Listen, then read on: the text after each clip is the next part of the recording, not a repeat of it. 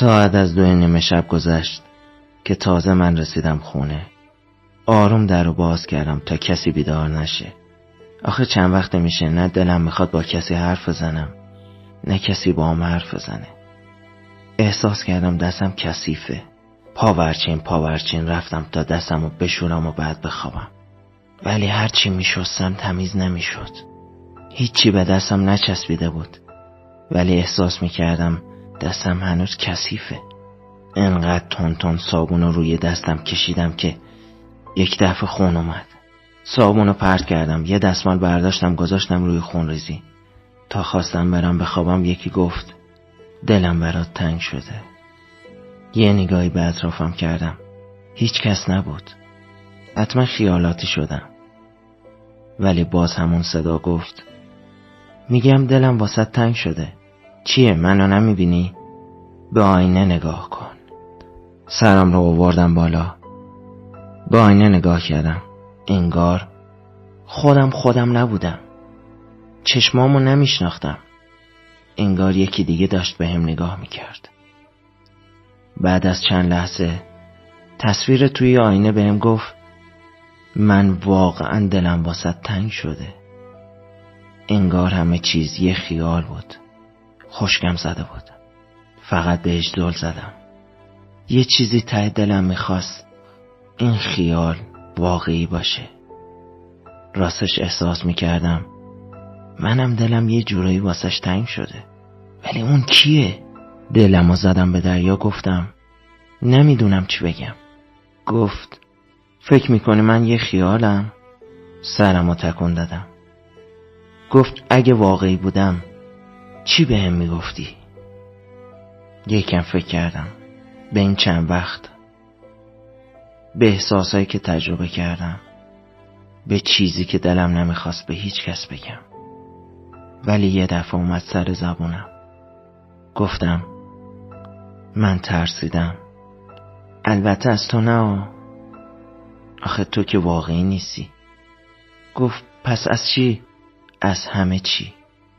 احساس میکنم از پس هیچی بر نمیام.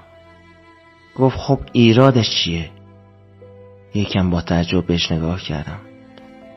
بغض توی گلوم هر لحظه داشت بزرگتر میشد. گفت هیچ کس تنهایی از پس زندگی بر نمیاد. این که عجیب نیست.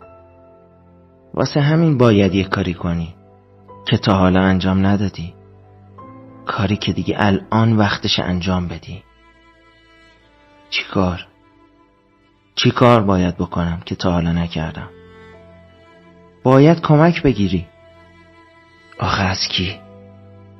تازه هر کی هم بخواد کمکی بکنه یه روز خسته میشه. گفت من گفتم کمک بگیر، ولی نگفتم از بقیه. از من کمک بگیر.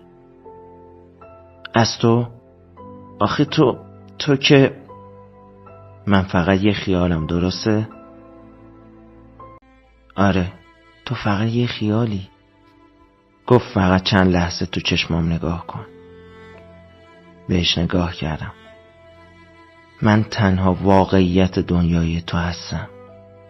تنها کسی که توی هوای تو دارم نفس میکشم. تنها کسی که هر لحظه از توی آینه تو رو میبینم. حتی اگه همه دنیا خیال باشه، من تنها حقیقت دنیای تو هستم. گفتم فرض کن ازت کمک بخوام. آخه تو از توی آینه چی کار میتونی واسه من بکنی؟ گفت به دستت نگاه کن. هنوز ازش خون میاد ولی دیگه درد نداری. دیگه احساس نمیکنی دستت کثیفه، درسته؟ حرفش درست بود. واقعا دردش یادم رفته بود. دیگه احساس کثیفی هم نمی کردم. گفت وقتی با من حرف بزنی دردها تو رو ترک میکنن، نه حقیقتت. حالا هم دستاتو پانسمان کن، بعد برو بخواب. ولی بذار قبلش بهت یه قولی بدم. چه قولی؟ بهت قول میدم هر وقت از درونت صدام کنی کنارت باشم. اصلا مهم نیست کجا باشی یا چقدر اوضاع بد باشه. من همیشه کنارت میمونم. تو فقط صدام کن تا کمکت کنم. البته این تنها قولم نیستا.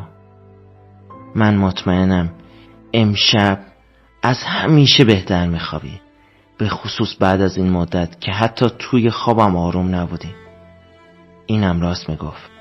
من این مدت حتی توی خوابم آروم نبودم. ولی اون از کجا میدونست؟ گفتم واقعا اینو از کجا میدونی؟ گفت چون از امشب من بغلت میکنم تا آروم بخوابی. همینقدر که تو به کمک نیاز داری، منم به کمک تو نیاز دارم.